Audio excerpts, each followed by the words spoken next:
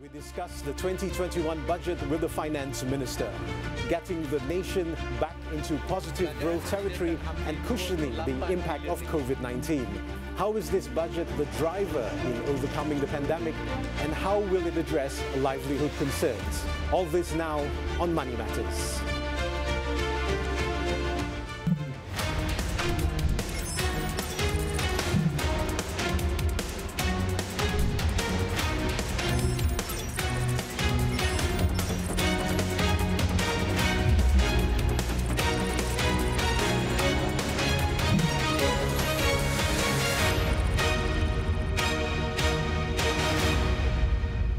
Hello and welcome to Money Matters with me, Zahir Kelvinong Abdullah. The 2021 budget is the largest budget in Malaysian history. At 322.5 billion ringgit, the budget is expected to boost economic recovery, growth and investment. Today, we welcome Finance Minister Datuk Sri Tengku Zafrul Tengku Abdul Aziz on the show to discuss and analyse the 2021 budget. Thank you for coming back on the program again, Datuk Sri. Thank you, Kelvin, for having me. Can we start off by talking about the targeted aid, basically providing assistance to targeted groups, which basically are only for those really deserving that should basically get the assistance. So this basically reflects the severity of issues faced by the people in the wake of the COVID-19 pandemic. So has the financially vulnerable been expanded? Yep. Yes, again, thank you, Kelvin, for having me. If you look at the targeted approach that we've announced in the budget, it does cover not just the B40, it covers the M40, but of course the targeted group, the vulnerable group, we have enlarged it, as you have correctly said. Initially, it was just covering the B40 salary of 4,000 and below. We've increased that to 5,000 and below. And as well as we've increased last time only for youth, for those who are single above the age of 40. But now those who are not married, above 21, will also get the help. So from 4.6 million people, Malaysians, that will get this Bantuan Prihatin Rakyat, it will go up to 8.1 million Malaysians who will be getting this direct cash benefit. But on top of that, we have through Jabatan Kebajikan, through the ministry, we are allocating 600 million more to the Jabatan Kebajikan to help those, especially in the what do you call it, those that are really in need to help of help from the government. Now, looking at the budget, the biggest in Malaysian history, so a lot of quarters have basically are wondering where is it coming from. Are you looking at local borrowings or both from domestic and abroad? Okay, if we look at where we are today, the 4 stimulus packages that we announced, Prihatin PKS Tambahan, Penjana and also Kita Prihatin, we have funded it through domestic borrowings. So the same will be for the budget. Of course, the budget will have revenue as well. There will be shortfall. So we're assuming, we're forecasting deficit of around 5.4% for now, assuming an economic growth of between 6.5 to 7.5% GDP-wise. So there will be a shortfall, of course, in terms of our revenue to cover the costs, the expenses that you've mentioned, 322.75 billion in total, of which 69 billion is development expenditure. So we will tap the markets. Whether it's domestic or international, I think given the liquidity that we have here in Malaysia, we are planning to tap just the domestic market. Interest rate is very low still. OPR cut, today OPR is around 1.75. So there is an opportunity for us to continue to tap the domestic market, hence reducing our risk to forex exposure as well. Right. Now, on Sunday, after you appeared on Buletin Utama's special program, and as you announced in the 2021 budget, the facility of the EPF Account 1 withdrawal for 600,000 contributors. But now there are plans to extend it for even more contributors. What is the figure that you'd be comfortable with? Okay, well, I can't say yet this weekend about what EPF will be announcing because we are still in discussion with EPF. What I announced in the budget was, you're right, it's targeting to about 600,000 EPF contributors, but I feel that can be more. More people can be included in this Account 1 withdrawal. The amount as well, we are looking at the amount. So far, the announcement says 500 a month for 12 months with a total of 6,000 ringgit. But also you need to bear in mind that we have also announced in the Prihatin package the I Lestari program, where contributors can take out around 6,000 ringgit for 12 months with 500 ringgit a month from account 2, right? And to date, more than 11 billion ringgit has been taken out from account 2. About 4.7 million Malaysians have taken out from account 2.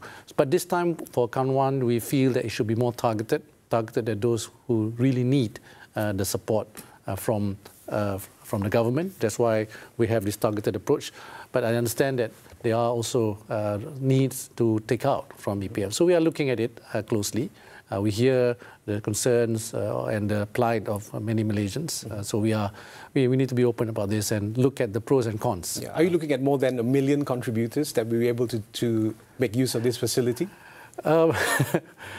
Well, I hope so. I hope we can, because there are many Malaysians who are affected. If you look at the unemployment rate, it's now at around 4.6% latest. Because EPM is more the formal sector, right? Those are informal sectors as well are affected, right? Okay. One more thing before we go for the commercial break. The government is committed to acquiring the COVID-19 vaccines through its participation in the COVID-19 vaccine global access, COVAX. If I'm not mistaken, estimated cost of about 3 billion. If the vaccine is basically not yet developed, will this budget be reviewed from time to time? Yeah. So in the announcement, in my budget speech, I said that we are committed, the government is committed to fund for the acquisition or the procurement of vaccine. COVAX is probably 10% of that, but we still need to procure more than that. The total estimate given to me by the Ministry of Health and Ministry of Science, Technology and Innovation is around 3 billion ringgit to vaccinate around 70% of the population. So that is the amount that we have committed that we will spend. It is going to go to Parliament. They will be under the COVID fund, right? Kumpulan Wang Amanah COVID. But the timing, as you asked, I think that is still in discussion. The Cabinet has been briefed about the latest discussions that the Ministry of Science and Technology and Innovation, together Ministry of Health, is having with the various parties. Of course, the latest being with Pfizer, right? So that's something that we look forward to. And then our Ministry of Foreign Affairs as well have opened doors for us to continue our discussions with China, with Russia. So we are optimistic. I think you've seen some good news, and stock markets have rallied on that news, yes, very right? much so. So that's, I'm optimistic that it'll be sooner rather than later. Okay, good. Thank you for that. We're going for a short break now. Find us on Twitter and share your thoughts on the 2021 budget and its allocations.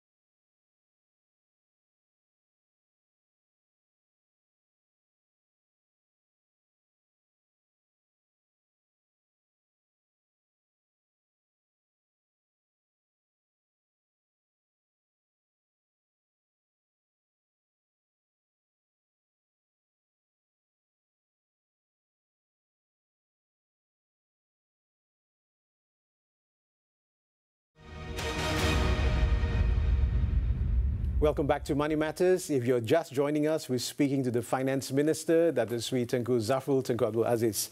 Looking at the M40 group now, those from the M40 group said that the budget must create a safety net for the poor. And they say that, for example, houses are unaffordable to them currently.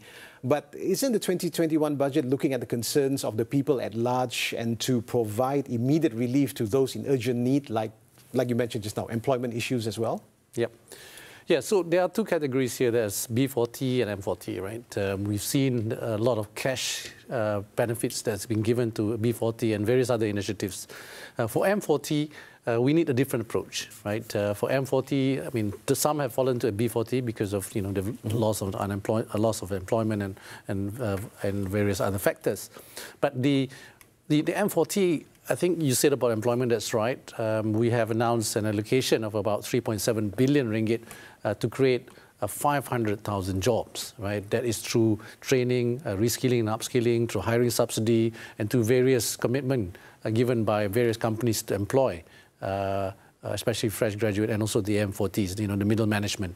We've also done a lot of initiatives through the tax reforms that we've announced.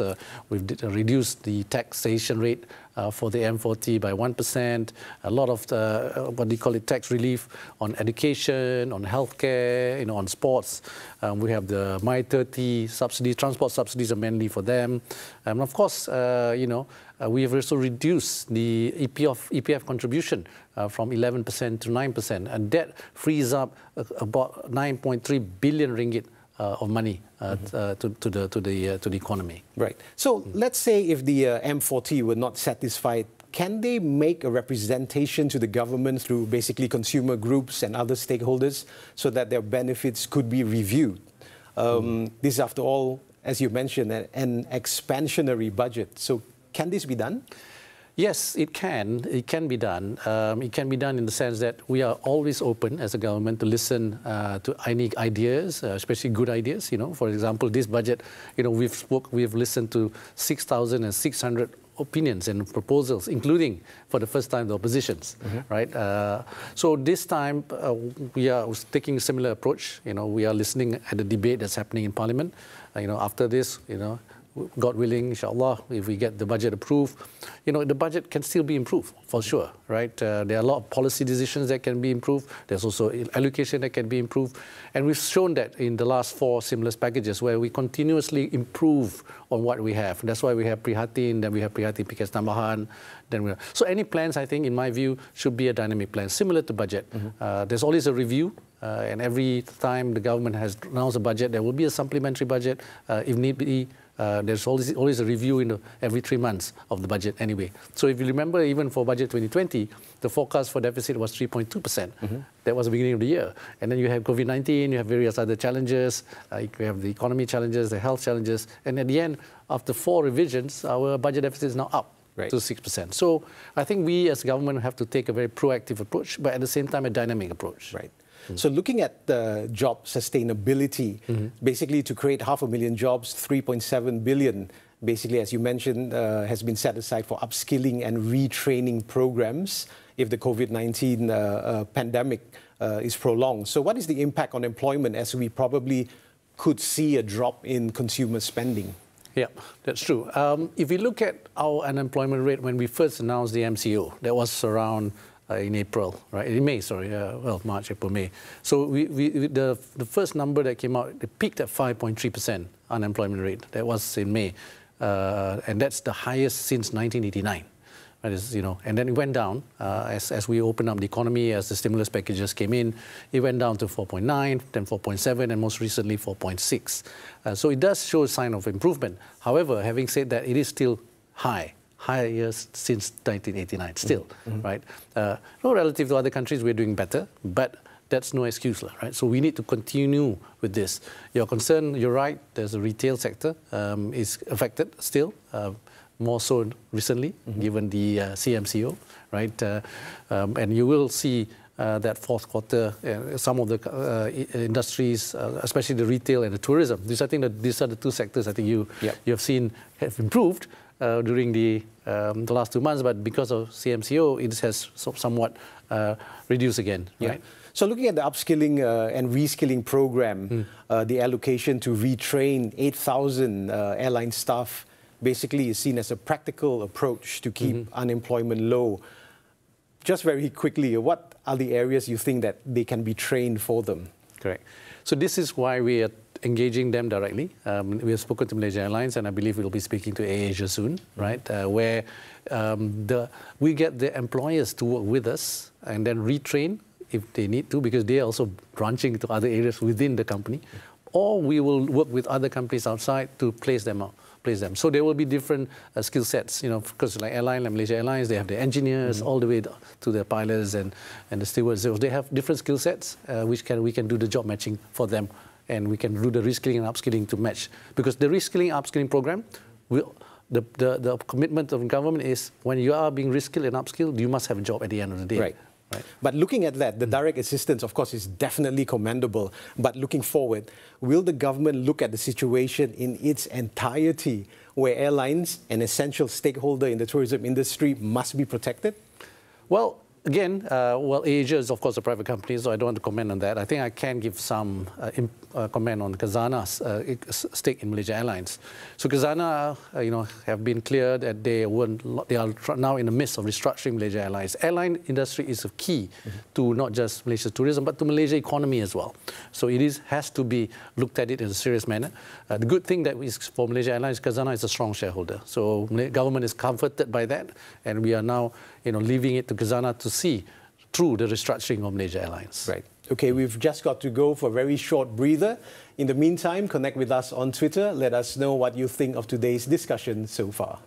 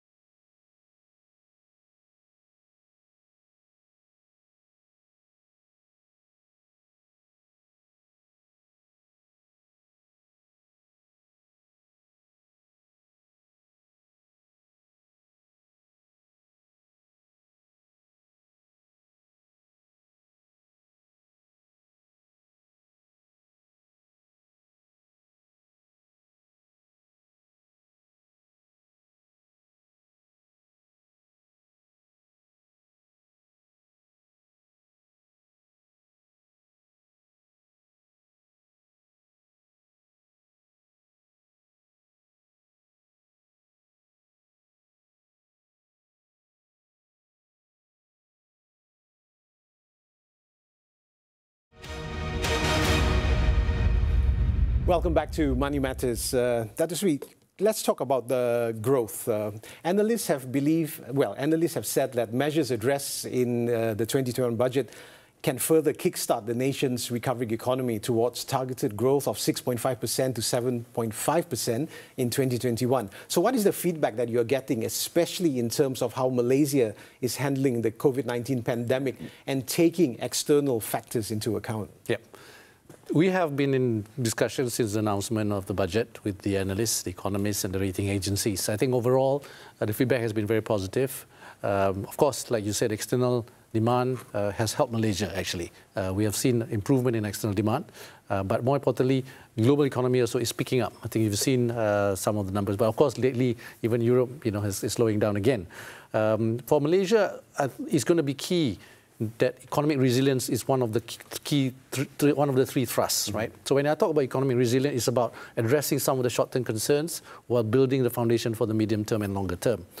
So we've announced various initiatives, investments, especially on the development expenditure side, that gives the right kind of ROI, or in this sense, economic definition of a multiplier. So the multiplier impact is going to be key.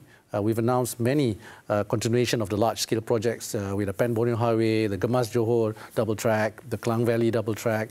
We've also announced the MRT3. So all this will help. And then, of course, the small contractors, the small projects.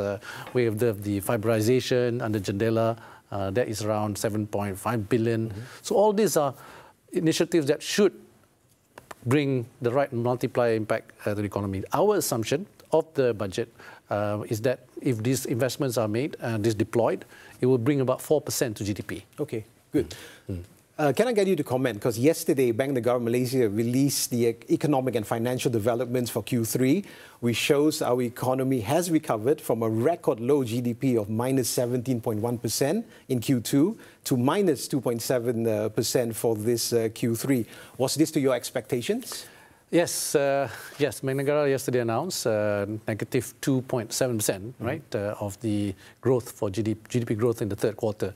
It is, within our expectation. To be very honest with you, it is something that we hope to achieve around that region, because it means that we are on track to achieve the forecast of around 4.5%, negative 4.5% for the year.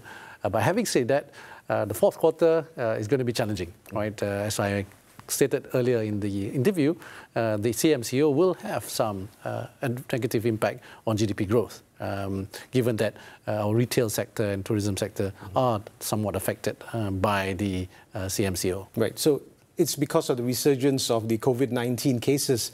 You were saying that this would affect the momentum of recovery in Q4? Yes, because there will be, at the end of the day, if we look at the number of people going to the malls, I mean, this is just empirical evidence. If we go down to the malls, you can see that less people are going out, right? So that will affect the retail sector, because our economy is a consumption-based economy as well, right? So if you look at the consumption numbers, it is moderating, it is slowing down. So therefore, the economic figures for fourth quarter will be not as strong as we expect, but I'm optimistic it'll be better than the third quarter. Right.